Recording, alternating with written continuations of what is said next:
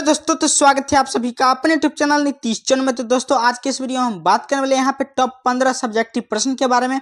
यदि आप बोर्ड का एग्जाम इस बार देने वाले हैं क्लास 10 के, तो आपके लिए यह वीडियो काफी महत्वपूर्ण होने वाली है, क्योंकि हम फिजिक्स के टॉप 15 सब्जेक्टिव प्रश्न को लेकर आए हैं, जो कि यहाँ पे देख सकते हैं उत्तर के साथ यहाँ पे हम लेके आए हैं। यदि आप इस सारे प्रश्न को देख लेते हैं तो यहाँ पे क्लास से ही यहाँ पे सारे प्रश्न आपको देखने को मिल जाएंगे बोर्ड के एग्जाम में।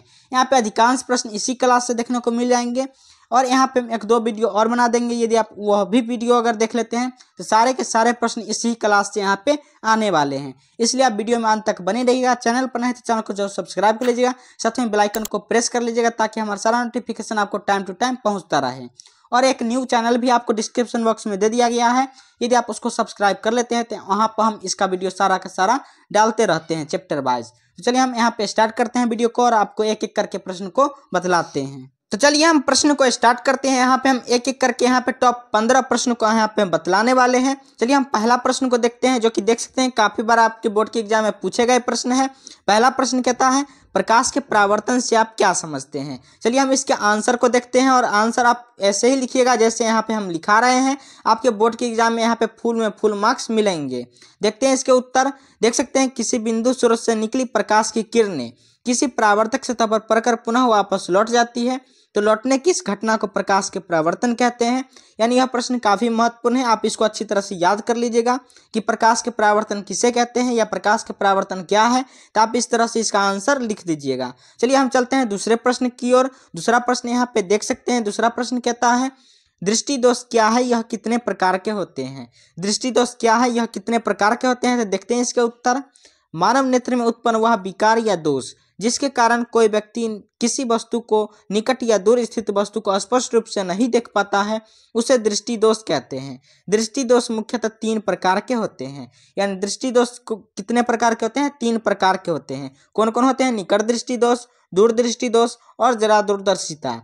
इस तरह से दृष्टि दोष 3 प्रकार के होते हैं। आप इस तरह से परिभाषा लिख दीजिएगा अपने बोर्ड के एग्जाम में, क्योंकि लास्ट टाइम है। इस वीडियो को आप देखते रहिएगा। हमारे चैनल पे इस तरह के और भी वीडियो आते रहते हैं, इसलिए आप सब चैनल पर नए हैं तो चैनल को जरूर सब्सक्राइब कर लीजिएगा, साथ में बेल आइकन को प्रेस कर लीजिएगा। यदि आप सभी का डिमांड रहेगा तो और प्रश्न हम आपके सामने यहाँ पे लेके जरूर आऊँगा। चलिए चलते हैं तीसरे प्रश्न की ओर। तीसरा प्रश्न यहाँ पे देख सकते हैं, काफी बार पूछा गया प्रश्न है।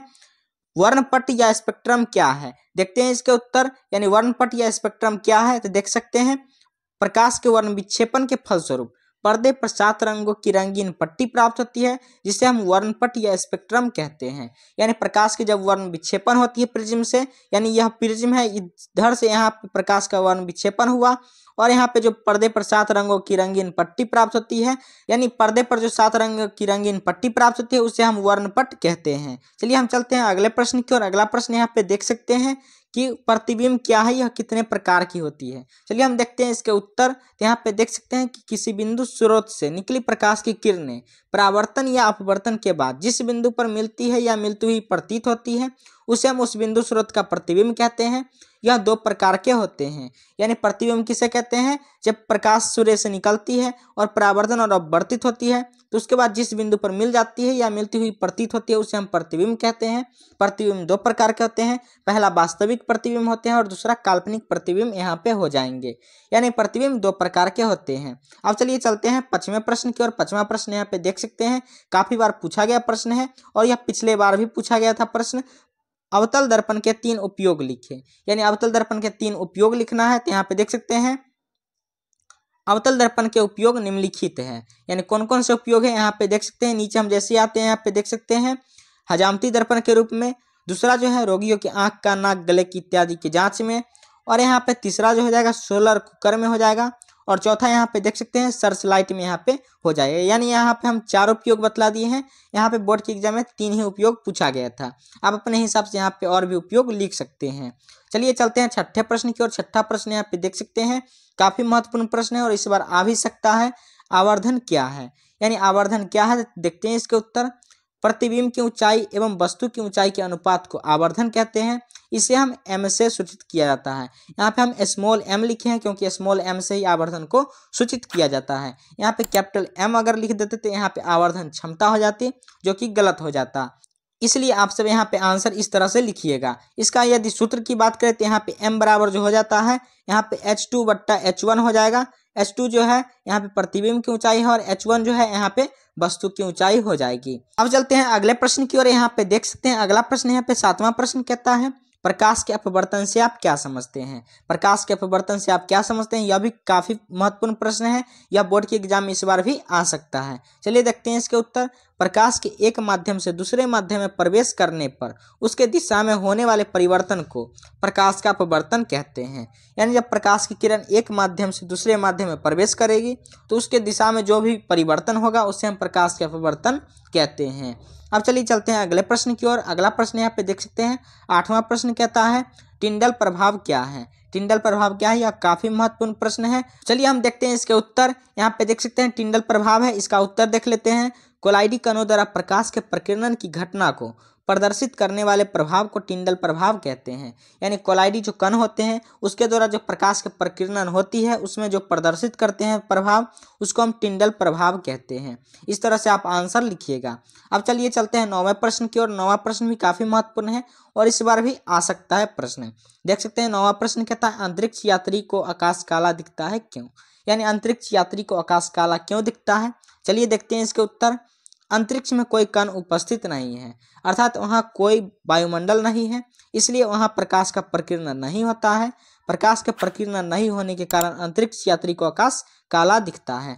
यानी अंतरिक्ष में कोई कण उपस्थित ही नहीं है तो वहाँ प्रकाश का प्रकीर्णन होगा ही नहीं, इसलिए वहाँ पे जो अंतरिक्ष यात्री को आकाश काला दिखाई देता है। अब चलिए चलते हैं अगले प्रश्न की ओर। अगला प्रश्न यहाँ पे देख सकते हैं एमीटर क्या है। एमीटर क्या है, देखते हैं इसके उत्तर। ऐसा विद्युतीय यंत्र जिसके द्वारा विद्युत परिपथ में प्रवाहित होने वाले धारा की माप की जाती है उसे हम एमीटर कहते हैं। और एमीटर जो होते हैं उसे हम श्रेणी क्रम में जोड़ा जाता है। यानी एमीटर को हम कैसे जोड़ते हैं, सीरीज में जोड़ते हैं। यानी ऐसे ऐसे जो होता है सीरीज उसमें हम एमीटर को जोड़ते हैं। यानी यहाँ पर जो एमीटर हम जोड़ दिए यही एमीटर है। ए से हम इसे प्रदर्शित करते हैं, यानी कैपिटल ए से इसको हम प्रदर्शित करते हैं। अब चलिए चलते हैं अगले प्रश्न की ओर। अगला प्रश्न यहाँ पे देख सकते हैं काफी महत्वपूर्ण प्रश्न है। यहाँ पे पिछला बार भी यहाँ पे प्रश्न पूछा गया था। यह स्नेल के नियम को लिखिए। यानी स्नेल के नियम क्या होते हैं उसको यहाँ पे लिखने के लिए कहा जा रहा है। चलिए हम देखते हैं इसके उत्तर। इसका उत्तर यहाँ पे देख सकते हैं। इस नियम के अनुसार प्रकाश के किसी विशेष वर्ण के लिए आपतन कोण की जी यानी साइन आई और अपवर्तन कोण की जी यानी साइन आर का अनुपात किन्हीं दो माध्यमों के लिए एक नियतांक होता है। अर्थात हम इसको लिख सकते हैं साइन आई बट्टे साइन आर बराबर एक कांस्टेंट। कांस्टेंट कौन होता है, तो म्यू जो होता है वह कांस्टेंट होता है। इसे हम यहाँ पे स्नेल नियम कांस्टेंट कहते हैं या नियतांक कहते हैं। इस तरह से आप आंसर लिखिएगा। देख सकते हैं। आप चलते हैं अगले प्रश्न की ओर। अगला प्रश्न भी काफी महत्वपूर्ण है यहाँ पे, और हम जितने भी प्रश्न यहाँ पे करा रहे हैं इस चैनल पे अभी वो सारे के सारे आपके सीधे बोर्ड में आए हुए प्रश्न हैं और इस बार पूछे जाएंगे प्रश्न। वही सब प्रश्न चुन चुन के लाए हैं सारे बुक्स से, इसलिए आप वीडियो में अंत तक बने रहिएगा। यहाँ पे देख सकते हैं 12वां प्रश्न कहता है हीरे का अपवर्तनांक 2.42 होता है, इस कथन का क्या अभिप्राय है। तो यहाँ पे हम इसके उत्तर को देखते हैं। यहाँ पे देख सकते हैं इसका उत्तर हीरे का अपवर्तनांक 2.42 होता है। इस कथन का अभिप्राय यह है कि हीरे में प्रकाश की चाल निर्वात में प्रकाश की चाल की अपेक्षा 2.42 गुना धीमी है। यानी जो निर्वात में प्रकाश की चाल होती है और हीरा में प्रकाश की चाल होती है तो हीरा में जो होता है कम प्रकाश की चाल होती है 2.42 गुना। किससे, तो निर्वात से। अब चलिए चलते हैं अगले प्रश्न की ओर। 13वां प्रश्न यहाँ पे देख सकते हैं निकट दृष्टि दोष क्या है। या निकट दृष्टि दोष क्या है, देखते हैं इसके उत्तर। मानव नेत्र में उत्पन्न ऐसा विकार या दोष जिसके कारण कोई व्यक्ति निकट रखी वस्तु को स्पष्ट रूप से नहीं देख पाता है परंतु दूर रखी वस्तु को स्पष्ट रूप से देख पाता है, तो मानव में उत्पन्न ऐसे विकार को निकट दृष्टि दोष कहते हैं। यानी इसको क्या कहते हैं, निकट दृष्टि दोष। ये सब टाइपिंग डिस्प्लेंट है, इसलिए आप इसको सुधार कर लीजिएगा। अब चलिए चलते हैं अगले प्रश्न की ओर। अगला प्रश्न यहाँ पे देख सकते हैं 14वां प्रश्न कहता है प्रकाश का वर्ण विक्षेपण क्या है। चलिए हम इसके उत्तर को देखते हैं। यहाँ पे देख सकते हैं जब श्वेत प्रकाश या सूर्य के प्रकाश किसी प्रिज्म से होकर गुजरता है तो अपने 7 अवयवी रंगों में विभक्त हो जाती है। प्रकाश का 7 रंगों में विभक्त होने की इस घटना को प्रकाश का वर्ण विक्षेपण कहते हैं, जो कि काफी सटीक यहाँ पे आंसर आपको मिल रहा है। काफी अच्छा प्रश्न था और इसका आंसर इस तरह से ही लिखिएगा। और यहाँ पे आपको डायग्राम बनाना होगा, तो आप यहाँ पे डायग्राम इस तरह से बना सकते हैं। यह प्रिज्म है, यहाँ पे प्रकाश का वर्ण विक्षेपण हुआ, यहाँ पे 7 रंगों का एक रंगीन पट्टी प्राप्त हो जाती है। और यह जो कलर होता है बैंगनी, जामुनी, नीला, हरा, नारंगी, पीला, लाल होता है, यानी इसे हम बैजानी हॉपी नाला से याद कर सकते हैं। यहाँ पे 15वां प्रश्न यहाँ पे देख सकते हैं, काफी महत्वपूर्ण प्रश्न है। विद्युत धारा क्या है, यानी विद्युत धारा क्या है, तो देखते हैं इसके उत्तर। किसी चालक में प्रवाहित होने वाले विद्युत आवेश के प्रवाह की दर को विद्युत धारा कहते हैं। यानी किसी चालक में जो आवेश प्रवाहित होती है उसके दर को ही यहाँ पे हम विद्युत धारा कहते हैं। इसे हम कैपिटल आई से सूचित किया जाता है। इसका एसआई मात्रक एम्पियर होता है, यानी इसका एसआई मात्रक क्या होता है, एम्पियर होता है। इसे हम एमीटर से मापते हैं, यानी इसको हम किस यंत्र से मापते हैं, एमीटर से मापते हैं। यह एक अदिश राशि है, यानी कौन सी राशि है, अदिश राशि। यह ऑब्जेक्टिव में भी छोटा छोटा प्रश्न यहाँ पे पूछा जा सकता है। इस तरह से आप आंसर लिखिएगा। इस तरह से यहाँ पे हम 15 प्रश्न यहाँ पे VVI कराए हैं। इस तरह से और भी प्रश्न चाहते हैं तो आप जो कमेंट जरूर कीजिएगा। वीडियो पसंद आए तो वीडियो को जरूर लाइक कर दीजिएगा। चैनल पर नए तो चैनल को जरूर सब्सक्राइब कर लीजिएगा। मिलते हैं नए वीडियो में यहाँ पे नए क्वेश्चंस के साथ। धन्यवाद।